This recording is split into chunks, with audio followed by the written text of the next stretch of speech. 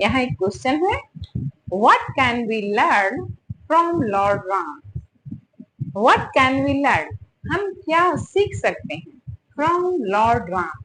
जो लॉर्ड राम है उनसे हम क्या सीख सकते हैं, उनके जीवनी से हम क्या सीख सकते हैं? तो लिखा है, when the talented lot of generation Z is going astray with the challenges life is throwing at them. यहाँ पे कॉमा है तो हम रुक जाते हैं। when the talented lot of generation Z, generation Z यानी कि अभी जो समूह है जो 1997 के बाद और 2012 के पहले के जो बच्चे हैं उन्हें क्लासिफाई किया गया है जनरेशन जेड के बच्चे के रूप में। जनरेशन जेड यानी कि 1997 से 2012 तक के बीच के जो बच्चे आते हैं उन्हें जनरेशन जेड के बच्चे कहा जाता है, या फिर आज के बच्चे को भी जनरेशन जेड में लिया गया है, लेकिन मेन रूप से उन बच्चों को लिया गया है। ठीक है, तो बोल रहा है कि when the talented lot of generation Z, मतलब कि जब टैलेंटेड मतलब बहुत ज्यादा प्रतिभाशाली, लॉट ऑफ जो ये बच्चे हैं, जो इस जनरेशन के बच्चे हैं वो बहुत ही अधिक प्रतिभाशाली हैं। इज गोइंग स्ट्रे, स्ट्रे मतलब होता है विचलित हो जाना, गुमराह हो जाना। स्ट्रे विथ द चैलेंजेस, उनके विथ द चैलेंज मतलब कि उनके साथ जो चैलेंज आता है जिससे वो गुमराह हो जाते हैं। और life is throwing at them, उनकी लाइफ में जो चैलेंजेस आते हैं, उनकी लाइफ जीवन जीने में जो चैलेंजेस आते हैं उससे जनरेशन जेड के जो बच्चे हैं वो बहुत जल्दी गुमराह हो जाते हैं, बहुत जल्दी विचलित हो जाते हैं। इसीलिए उनके लिए कहा गया है, here are the 6 life lesson. बोल रहा है क्या कि हियर यहाँ पर है 6 लाइफ लेसन, 6 लाइफ लेसन है दे कैन लर्न, जिसे हम लर्न कर सकते हैं from lord Ram to recover from failure, become a better person and deal with life, especially when it's not your side. क्या बता रहा है? Here are the 6 life lesson, हमारे जीवन के सीखने के लिए 6 लेसन दिया गया है। They can learn, जो वे लर्न कर सकते हैं फ्रॉम लॉर्ड राम से, लॉर्ड राम से ये 6 लेसन लर्न कर सकते हैं टू रिकवर फ्रॉम फेल्यूर, वो अपने असफलता से बाहर आ सकते हैं, अपने आप को रिकवर कर सकते हैं अपनी असफलता से। बिकम अ बेटर पर्सन, अपने आप को एक बेटर पर्सन बना सकते हैं। और डील विथ लाइफ, अपनी लाइफ से डील कर सकते हैं, मतलब अपनी लाइफ को हम जिस मोड़ पे ले जाना चाहते हैं उस मोड़ पे हम ले जाएंगे। तो ये डील विथ लाइफ स्पेशली मुख्य रूप से when it's not your side, बोला कि जब स्पेशली कब, ऐसे तो हमारा लाइफ हम जैसे चाहते हैं वैसे चलते रहता है तो हमको बहुत मजा आता है, लेकिन जब हमारी साइड में से हमारी साइड हम चाह रहे हैं कुछ और हो रहा है हमारी लाइफ में कुछ, तो जब वैसे सिचुएशन आए तो हम कैसे अपनी लाइफ को आगे बढ़ा सकते हैं, ये हम अपनी लॉर्ड राम के जीवन से सीख सकते हैं। तो यहाँ हम देखते हैं कि हम उनके जीवन से क्या क्या सीख सकते हैं। ठीक है, Lord Ram life lesson, Lord Ram का लाइफ लेसन क्या था? फर्स्ट है एक्सेप्ट लाइफ चैलेंजेस, पहला है सबसे पहले अपनी लाइफ में जितने भी चैलेंजेस आते हैं उसे एक्सेप्ट करो। मतलब क्या हुआ, जैसे आपने देखा राम के जीवन में सबसे बड़ी घटना क्या हुई कि वो एक दिन बाद उन्हें राजगद्दी मिलने वाली थी। रात के बाद सवेरे उन्हें राज्याभिषेक होना था और एक दिन पहले उन्हें क्या मिल गया? वनवास मिल गया, 14 वर्षों का वनवास मिल गया, और उसको भी उन्होंने एक्सेप्ट किया बिना किसी डिबेट के, बिना किसी विवाद के उन्होंने उसे एक्सेप्ट किया और उसे भी उसने उतने ही ईमानदारी से पूरा किया जितना उन्होंने सारे कार्य को पूरा किया, ना तो किसी से विवाद किया, ना अपनी माँ से घृणा की, सबसे अच्छे से रिलेशन बनाते हुए उन्होंने एक एग्जाम्पल दिया कि हमारे लाइफ में जो भी सडनली एकाएक कोई निगेटिव थिंग्स आ जाते हैं, एकाएक कुछ घटना घट जाती है, तो उसके लिए उसको एक्सेप्ट करो, उसको एक्सेप्ट करो और आगे बढ़ो। ठीक है, नेक्स्ट देखते हैं, make the best use of what you have. Make the best, तुम best use of what you have बोल रहा है कि तुम हमारे पास जो भी संसाधन है, हम अक्सर कहते हैं हमारे पास ये नहीं है, हमारे पास वो नहीं है, हमारे पास वो नहीं है, मैं कैसे ये काम करूंगा, मैं कैसे काम करूँ, लेकिन ये बोल रहा है कि जो तुम्हारे पास है, व्हाट यू हैव, जो तुम्हारे पास है, मेक द बेस्ट यूज, उसका बेस्ट यूज करो, सबसे बेस्ट यूज जो तुम्हारे पास है उसी का बेस्ट यूज करो। जैसे रावण था, जो रावण था उसके पास कितनी बड़ी सेना थी, उस समय की सबसे बड़ी सेना थी, लेकिन राम के पास क्या था, राम के पास जंगल के वानर थे, उन्होंने उसी वानर से वानर सेना बना दी, उन्होंने उसी वानर से क्या बना दिया, एक वानर सेना बना दी, और उसी का यूज करके उन्होंने लंका पे विजय पा लिया। तो ये बोल रहा है कि तुम मैं मत सोचो कि ये तुम्हारे पास कुछ नहीं है,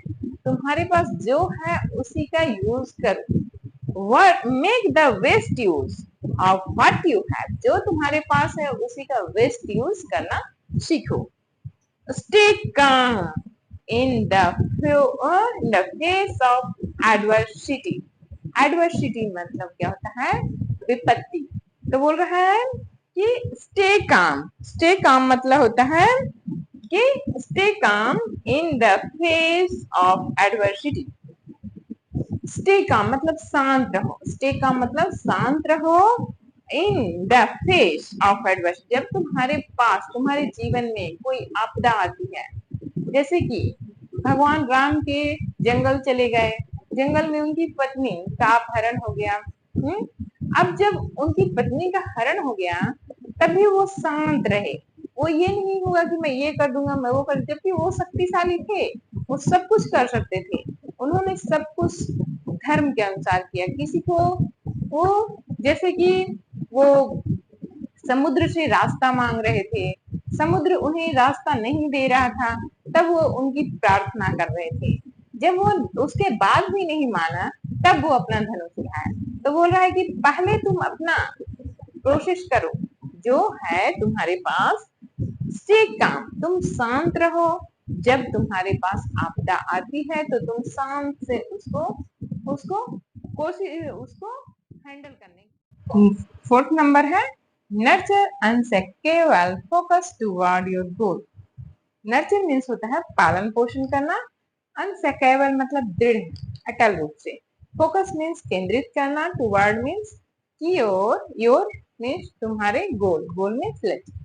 बोल रहा है कि हमें अपने लक्ष्य की ओर हमेशा फोकस करते रहना चाहिए, और बिना अडिग हुए, जो हमारा लक्ष्य है वहां पे हमको हमेशा उसके उसको प्राप्त करने के लिए हमेशा आगे हमेशा बढ़ते रहना चाहिए। नर्चर करना जैसे मतलब हमारे लक्ष्य को नर्चर करना है, हमारे लक्ष्य का पालन पोषण करना।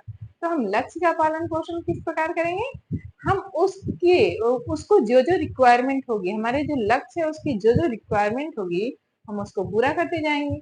तो जब हम उसको पूरा करते जाएंगे तो एट लास्ट वो फुलफिल होगा ना।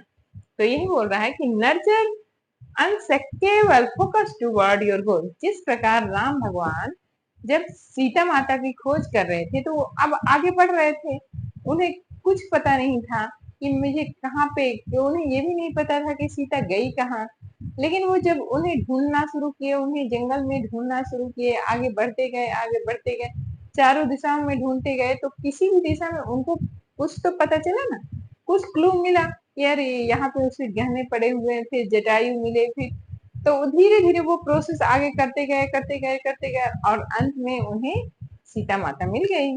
तो यही बोल रहा है कि nurture unshakeable focus toward your goal. जिस प्रकार हम कुछ बनना चाहते हैं, आप लोग कुछ बनना चाहते हो, तो आप जो बनना चाहते हो पहले डिसाइड कीजिए कि हमको बनना क्या है, और फिर उस लक्ष्य को प्राप्त करने के लिए हर दिन परिश्रम कीजिए, उसकी जो भी रिक्वायरमेंट है उसको फुलफिल कीजिए। ठीक है। फिफ्थ है नेवर स्टॉप लर्निंग।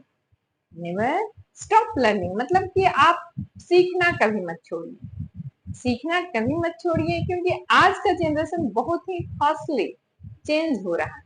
जैसे जब हम छोटे थे तो हम मोबाइल से परिचित नहीं थे, लेकिन आज हमारे बच्चे मोबाइल से परिचित हैं, आप सभी मोबाइल से परिचित हो, और नेक्स्ट जनरेशन मोबाइल से परिचित होगा, या फिर मोबाइल बिना यूज के ही आप सारे जो भी मशीन है, जो भी सॉफ्टवेयर के जितने भी टीवी हैं मोबाइल से, वो सब बिना टच किए ही आप ऑन कर सकते हो, ऐसा भी जनरेशन आ जाएगा। क्योंकि मैंने आप लोग को बताया था ना कि टेलीपैथी, टेलीपैथी क्या था? टेस्ला, टेस्ला के मालिक कौन है?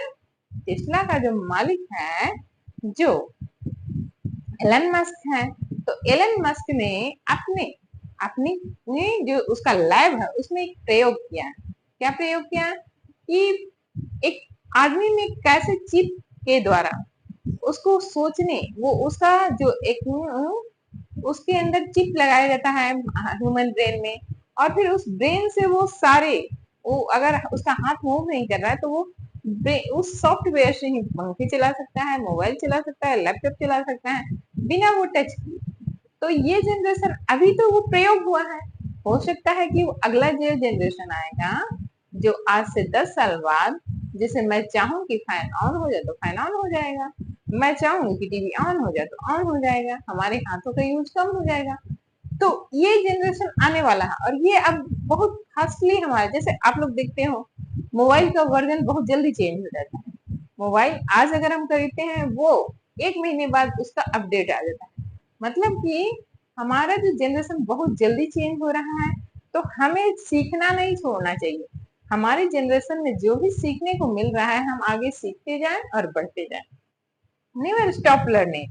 जिस प्रकार राम भगवान ने भी, अब वो तो एक राजकुमार थे ना, वो राजा के बेटे थे, उन्हें किस चीज की कमी थी? लेकिन जब उन्हें वनवास मिला, वनवास में जब वो गए तो उनकी पत्नी की चोरी हो गई, जब सीता माता का हरण हो गया तो अब वो उनके पास कुछ भी नहीं था, लेकिन वो जंगल से वस्तुओं को कैसे यूज करना है, जंगल के जानवरों, बंदर से उन्होंने अपनी बानर सेना बनाई।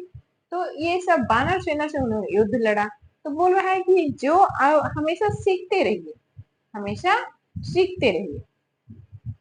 Don't let power get to your head.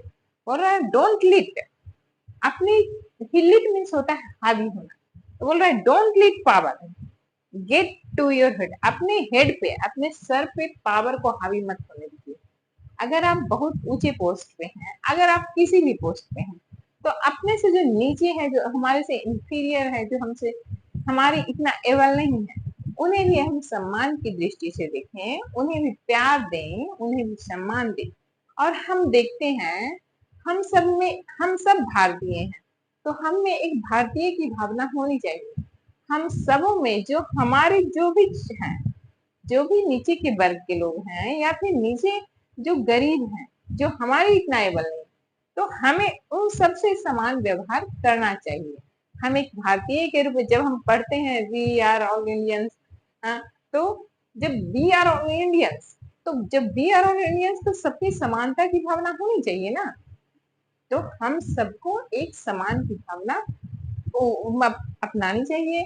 और हम पे अगर कोई हम अच्छे पोस्ट पे हैं तो उस पे क्या करना चाहिए?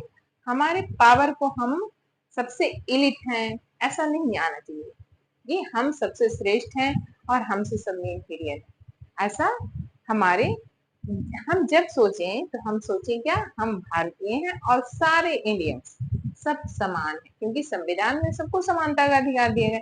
तो हम संविधान में अधिकार देने से कुछ होता नहीं है, जब तक कि हमारे मन में वो अधिकार ना हो।